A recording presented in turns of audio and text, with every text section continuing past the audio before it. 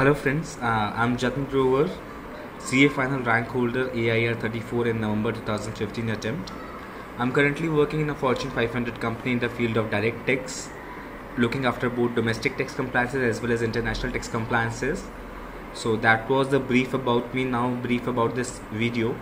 In this video I'll be discussing about the elective paper, this optional paper that ICA has given in CA final. Now you all must be thinking why ICA has given such kind of option kind of thing. See, a CA can do anything under the roof. There are n number of opportunities, but the time has came that you have to be expert in one field, and ICA knows that, and you should also see this as an opportunity and seize this opportunity, because nowadays companies wants a person who's having expertise in one field, because in MNCs, in big companies, there'll be always be expertise. The person with expertise will be working in that department. अगर आपका M बड़ी company में जाने का है, अगर आपका M MNC में ऑप्ट करने का है, बिग 4 में ऑप्ट करने का, तो एक्सपर्टीज आपको चाहिए यार, उसके बिना नहीं काम चल सकता. So ICA has given you that option. You should be very much happy about that. If I talk about international taxation, मेरे अटेम्प्ट में भी नवंबर 15 जो भी कुछ टाइम पहले गया है, उस टाइम पे भी कुछ ऐसा नहीं था. डायरेक्ट टैक्स पढ़ो, टैक्सेशन में इंटरेस्ट है, इंटरनेशनल टैक्सेशन करना है, अगर आप you have to increase your knowledge yourself, अपने आप पढ़ो, वो सब करो, इंटरव्यू क्लियर करो, उसके बाद अपना और प्रूव करना अपने आप को, तो डिप्लोमा इन इंटरनेशनल टैक्सेशन करो. And thanks to God I've also cleared diploma in international taxation in first attempt. November 18 में मैंने पेपर दिया था. I've cleared that in first attempt. So उसको भी थोड़ा सा और पीछे ICA लेके आ गया है. CA फाइनल में अब आपके पास ऑप्शन है इंटरनेशनल टैक्सेशन डायरेक्टली पढ़ने का. And in this video I'll be briefing you about कि why international taxation you should opt for.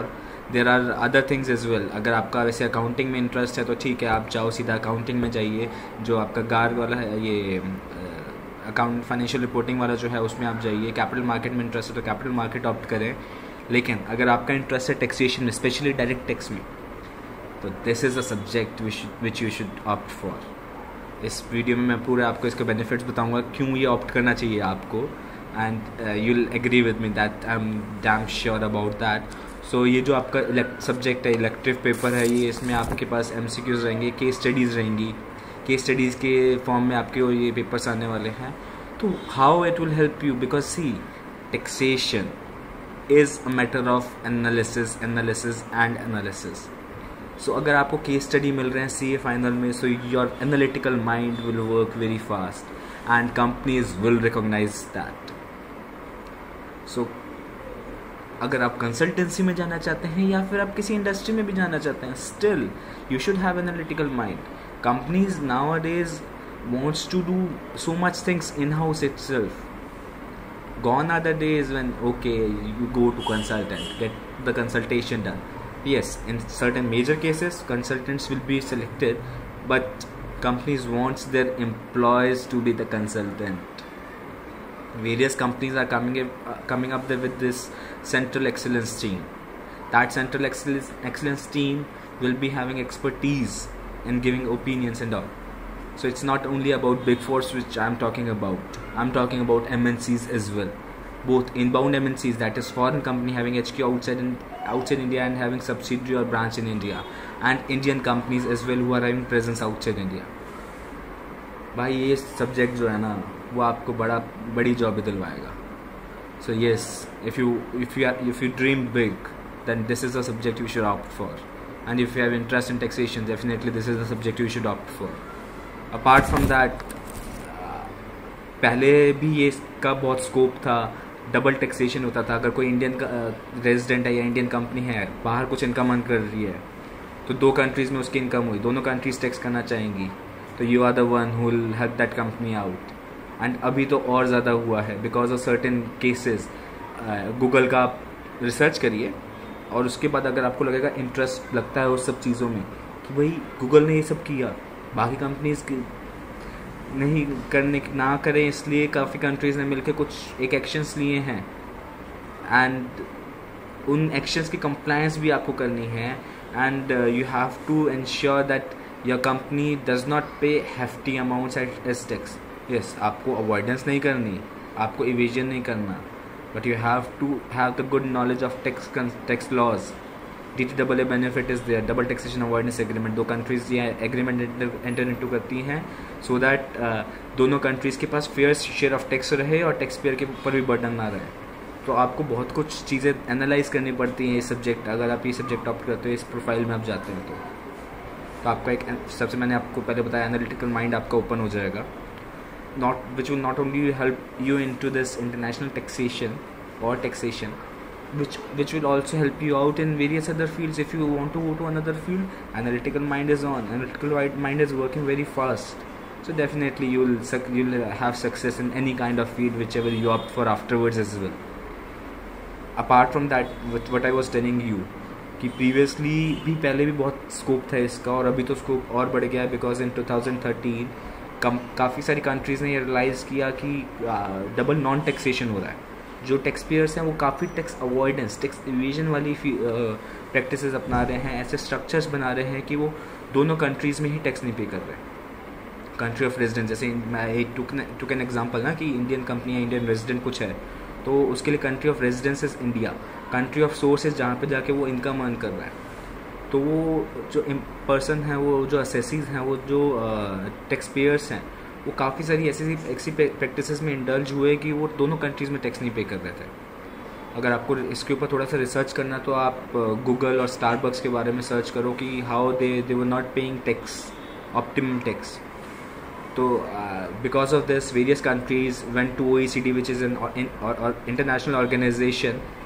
OECD ने फिर इसके ऊपर एनालिसिस किया, इसके ऊपर काफ़ी सारी मीटिंग्स करी, फिर 2015 में कुछ एक्शन प्लान्स लेके आई कि आप सारी कंट्रीज़ को ये कुछ एक्शन प्लान्स फॉलो करने पड़ेंगे सो दैट आपको आपका ऑप्टिमम शेयर ऑफ टैक्स मिले.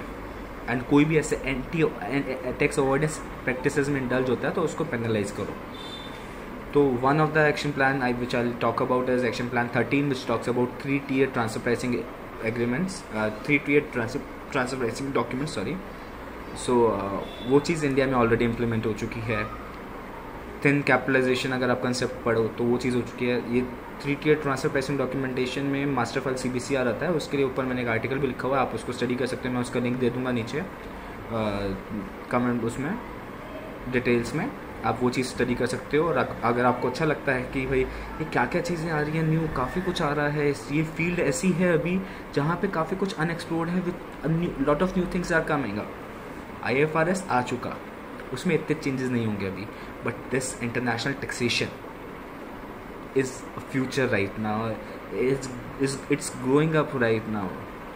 जो ई-कॉमर्स की कंपनीज हैं अमेजॉन जैसे, ये without having any presence India में इनकम अर्न कर रहे हैं. कोई इनका वेयर हाउस नहीं है, कोई कुछ नहीं है, बस एक वेबसाइट बना दी. अगर वेबसाइट भी आउटसाइड इंडिया बनी है तो कुछ वो चीज़ नहीं है, इनकम अर्न इंडिया से हो रही है ना.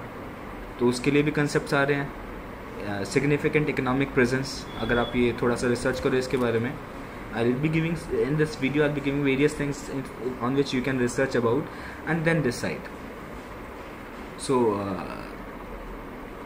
this is a growing field right now. You'll be having lot of things, lot of amendments which have been part of previous 2 or 3 finance acts and will be part of various upcoming finance acts.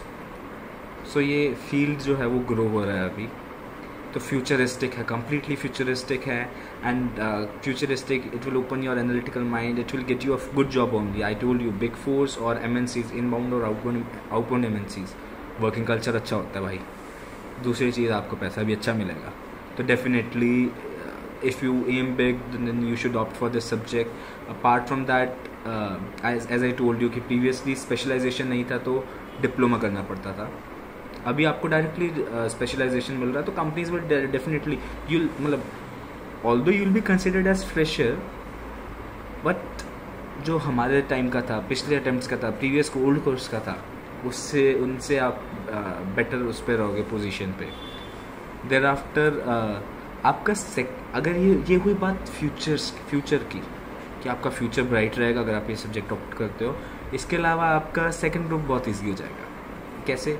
आपको second group में क्या पढ़ना रहेगा? Costing पढ़नी रहेगी, आपको IDT पढ़ना रहेगा, आपको डायरेक्ट टैक्स और इंटरनेशनल टैक्सेशन पढ़ना पड़ेगा। डायरेक्ट टैक्स में ऑलरेडी इंटरनेशनल टैक्सेशन का कुछ पार्ट है, 20-30 मार्क्स के आसपास वो भी आ जाता है। तो अगर आप ये पढ़ेंगे, उसमें थोड़ा छोटा वर्जन है, ये बड़ा वर्जन है, तो आप almost direct tax international taxation मिला के 200 मार्क्स के लिए पढ़ रहे हैं, विच विल बी, मतलब अगर आपका डायरेक्ट टैक्स का बेस काफ़ी अच्छे से क्लियर है तो इंटरनेशनल टैक्सेशन का भी आपका बेस काफ़ी अच्छे से क्लियर हो जाएगा। आप वहाँ पे अच्छे से माइंड लगा पाओगे अपना कि फॉरेन टैक्स क्रेडिट क्यों मिलना चाहिए, ट्रांसफर प्राइसिंग क्या है, कैसे है, एडवांस रूल। ट्रांसफर प्राइसिंग आपका डायरेक्ट टैक्स में ऑलरेडी है वैसे भी, तो उसका बड़ा वर्जन है। डबल टैक्सेशन अवॉइडेंस एग्रीमेंट्स क्यों होने चाहिए, रिलीफ क्यों मिलना चाहिए, क्या होना चाहिए, वो सब चीज़ आपका हो जाएगा।